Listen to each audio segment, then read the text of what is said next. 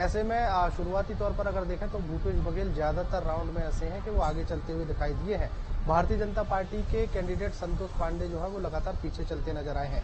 इसमें एक चीज और देखने को मिली है, कभी राजनांदगांव से भूपेश बघेल आगे हुए हैं तो कभी कवर्धा से संतोष पांडे आगे होते हुए दिखाई दिए हैं। लेकिन अब जो आंकड़े आए हैं उस आंकड़े में भूपेश बघेल दोनों ही जिलों से पिछड़ते हुए नजर आ रहे हैं। तो स्वाभाविक तौर पर अभी शुरुआती रुझान है और इसमें आगे क्या होगा, क्या एकदम से पिछड़ जाएंगे भूपेश बघेल, ऐसा भी अभी से नहीं कहा जा सकता, क्योंकि शुरुआती रुझान में अंतर जो वोटों का है वो बहुत ज्यादा अंतर नहीं है। क्योंकि एक ईवीएम मशीन अगर खुलती है और अगर वो किसी बीजेपी या कांग्रेस के पक्ष में जाती है तो वो अंतर जो है कहीं ना कहीं कम होता हुआ दिखाई देता है। हालांकि बड़ा अपडेट यही है कि वोटों की गिनती चल रही है और छत्तीसगढ़ की 11 लोकसभा सीटों में से करीब 3 सीटों पर कांग्रेस पार्टी जहां पर आगे चलती हुई नजर आ रही थी, जिसमें से हम बात करें राजनांदगांव लोकसभा की, कांकेर लोकसभा की या बस्तर लोकसभा की, तो 3 सीटों पर कांग्रेस पार्टी आगे चलती हुई दिखाई दे रही थी, जिसमें से कांग्रेस पार्टी के कैंडिडेट भूपेश बघेल जो है वो राजनांदगांव से एक बार फिर से पिछड़ गए। और दूसरी तरफ अगर हम बात करें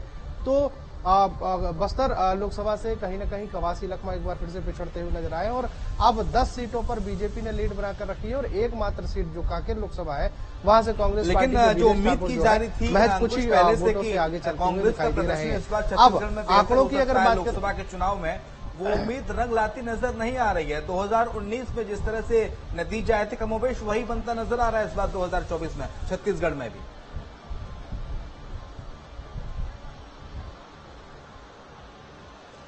जी हाँ, बिल्कुल शुभम। और जिस तरीके से अब शुरुआती रुझान आ रहे हैं उसमें स्पष्ट तौर पर यही कहा जा सकता है कि 2019 के जो आंकड़े थे या 2019 का जो रिजल्ट था लोकसभा चुनाव का वो कहीं ना कहीं अपने आप को दोहराता हुआ नजर आएगा। लेकिन सबसे महत्वपूर्ण बात यह है कि कांग्रेस पार्टी ने बस्तर लोकसभा सीट 2019 में जीती थी, तो क्या 2024 में एक बार फिर से बस्तर लोकसभा सीट कांग्रेस पार्टी जीतेगी, ये सबसे बड़ा सवाल है। क्योंकि पूर्व मंत्री कवासी लखमा बस्तर से कांग्रेस पार्टी के कैंडिडेट हैं और महेश कश्यप जो है बीजेपी के कैंडिडेट हैं, तो एक बार फिर से अब महेश कश्यप के आगे बढ़ने की जो है जानकारी मिलती हुई दिखाई दे रही है। मतलब एक बार फिर से कवासी लखमा पीछे हो गए। दूसरी तरफ सबसे बड़ी